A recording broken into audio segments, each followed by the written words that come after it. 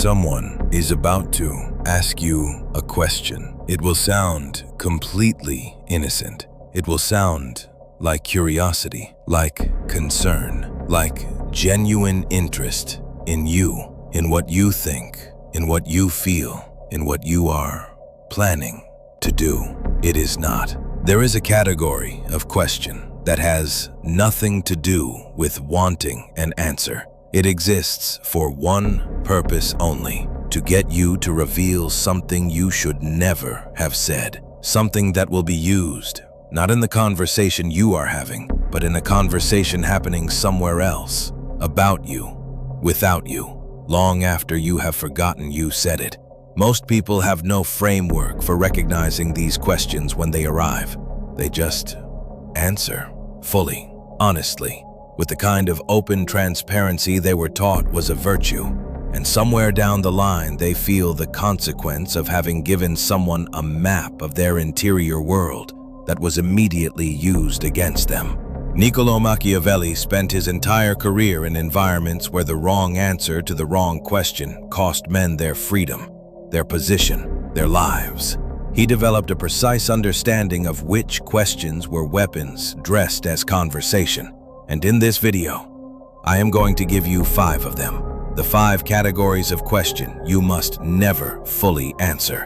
What each one is designed to extract, why answering it damages you, and exactly what to do instead. Before the 5 questions, you need to understand something fundamental about how information moves in the world.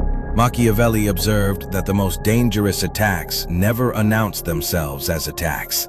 They came dressed as interest, as flattery, as care, as the perfectly reasonable desire to understand you better. He understood that in any environment where power operates, and power operates in every environment, information is currency. And the person who holds the most information about you always has an advantage over you.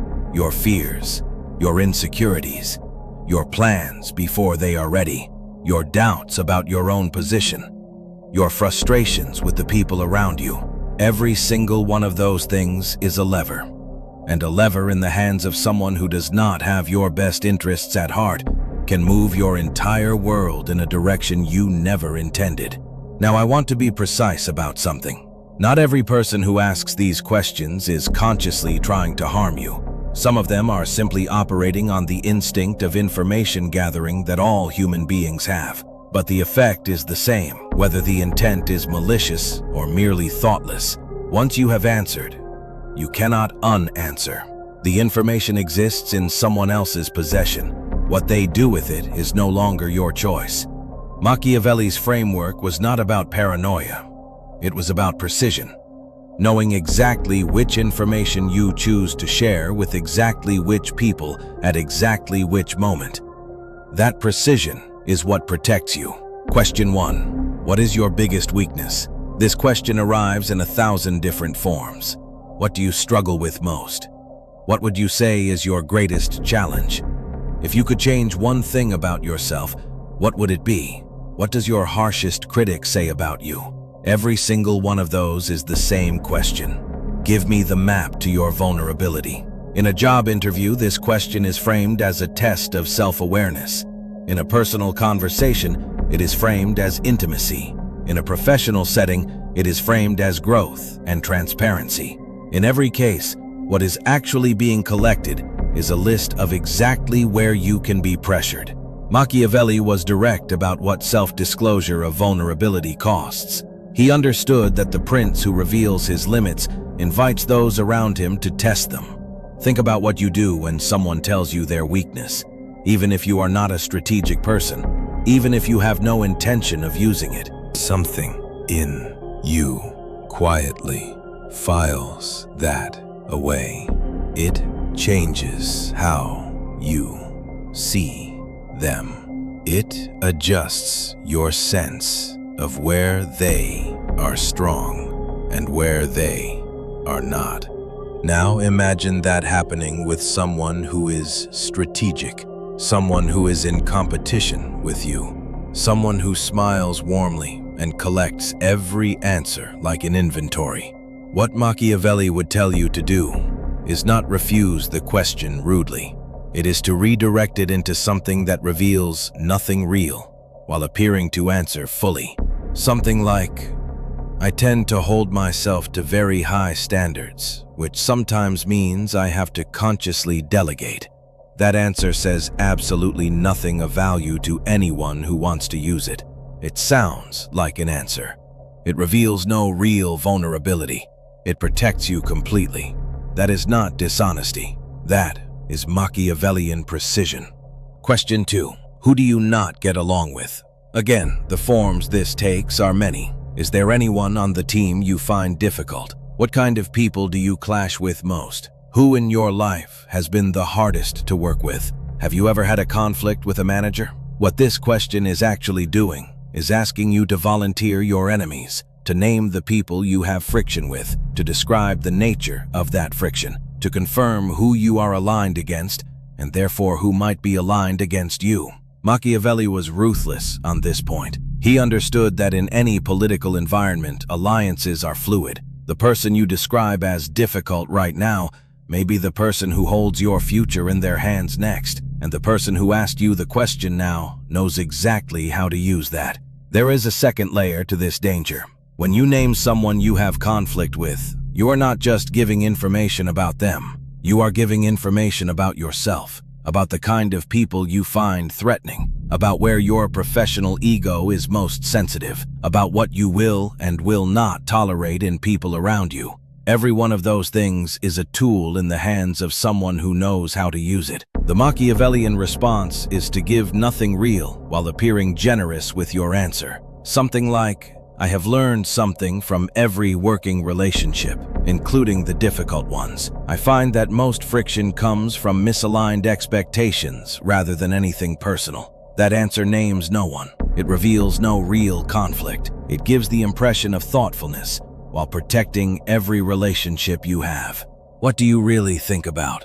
Pay close attention to this one, because this is the most seductive of all 5 questions. It flatters you. It implies that your real opinion is worth seeking out, that the person asking trusts you enough to want the unfiltered version, that they are tired of the official position, the diplomatic answer, the version everyone else gives, and they want to know what you actually think. And so you tell them what you really think about the decision, about the person in charge, about the direction things are going, about the colleague everyone is careful around, about the policy everyone privately disagrees with. And the moment you do, you have handed them a weapon with your fingerprints on it. Machiavelli saw this trap deployed constantly in the courts of Renaissance Italy. The trusted confidant who asked for the real opinion and carried it directly to the person it concerned. The colleague who invited the honest assessment and used it to position themselves as more loyal, more aligned, more useful than you. The friend who asked what you really thought and whose memory of your answer became increasingly convenient as the relationship evolved.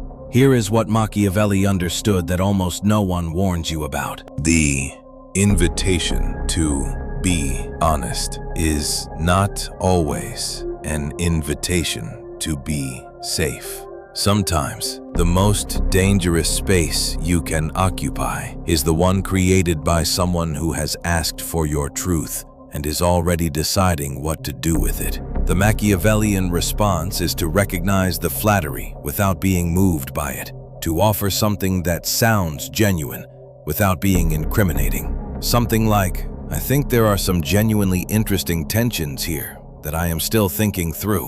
What is your read on it? Notice what just happened. You acknowledged the complexity. You invited their perspective. You redirected the conversation away from what you think and toward what they think. And in doing so, you gathered information instead of surrendering it. Question 4. What are your plans? This one sounds the most innocent of all. What are you working toward? Where do you see yourself going? What are you building? What is the next move for you? In the right relationship with the right person at the right time, this is a genuine question that deserves a genuine answer. But you need to be very precise about who that person is, because your plans, before they are executed, are the most vulnerable version of themselves. They exist only as intention, not yet as reality.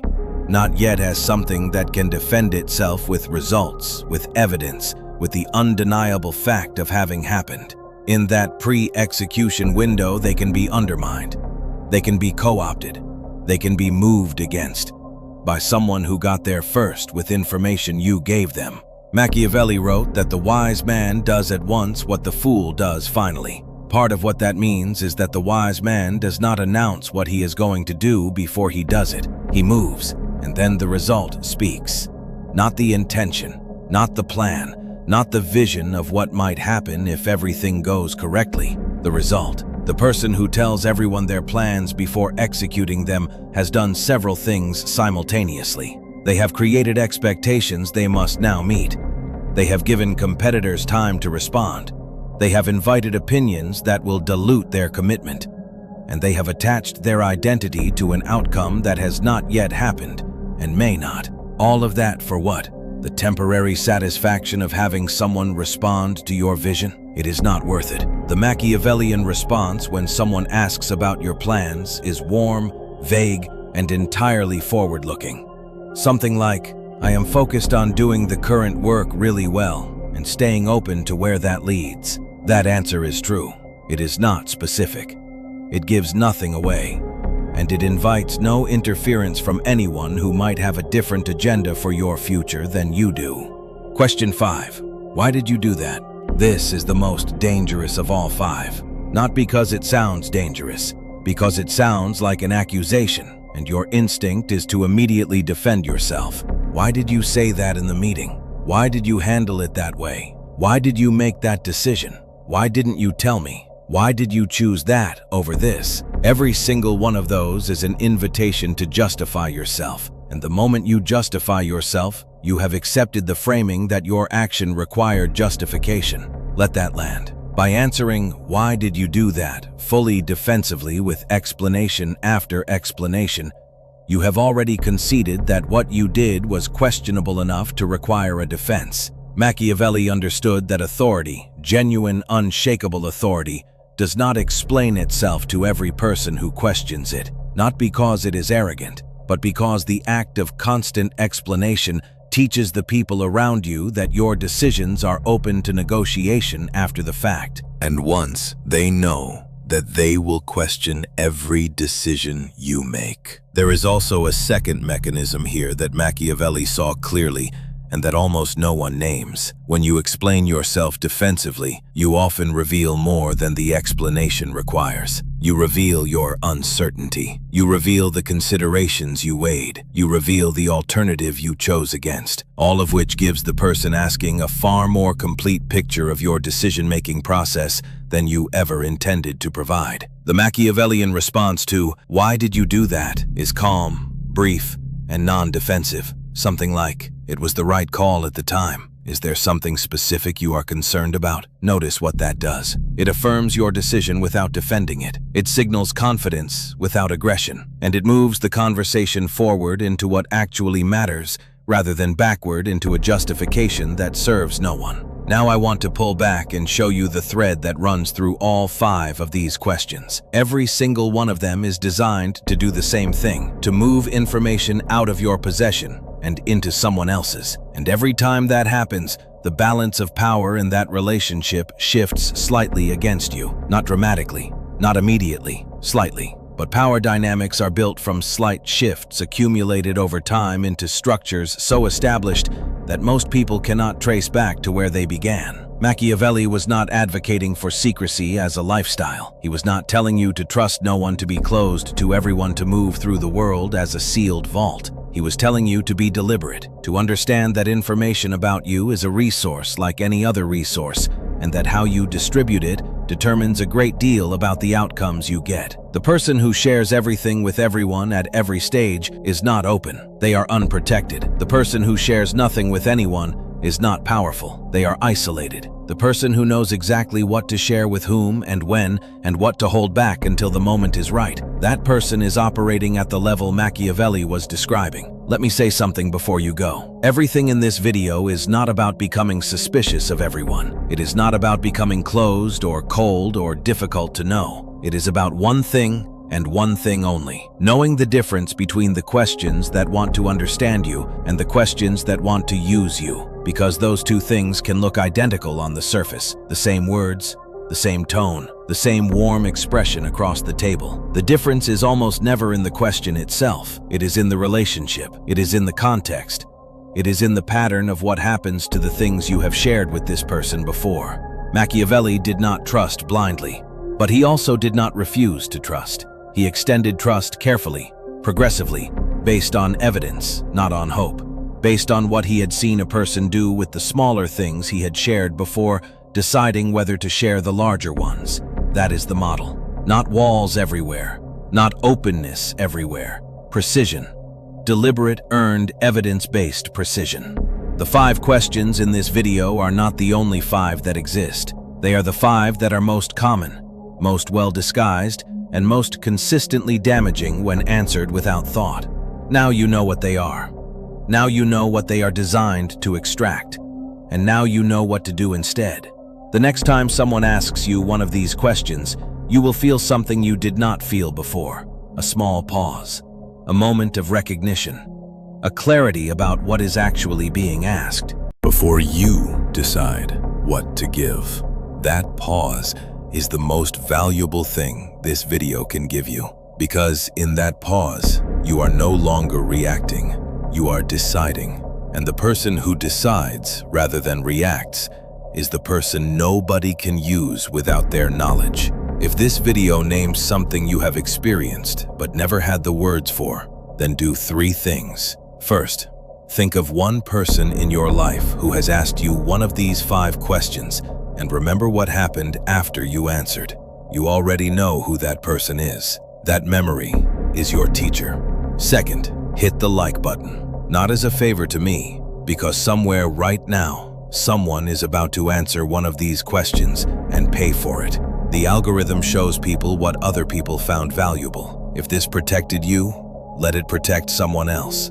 And third, subscribe and turn on the notification bell, because the person who just watched this video and understood it is exactly the kind of person this channel was built for. Someone who does not just want to be told what to think, someone who wants to understand how power actually moves so that they can move through it with their eyes fully open. Turn on the bell, because the person who shows up early, who does not wait for the crowd to tell them where to go, already knows the most important answer to the most important question. They know who to trust, and they have already decided it starts here.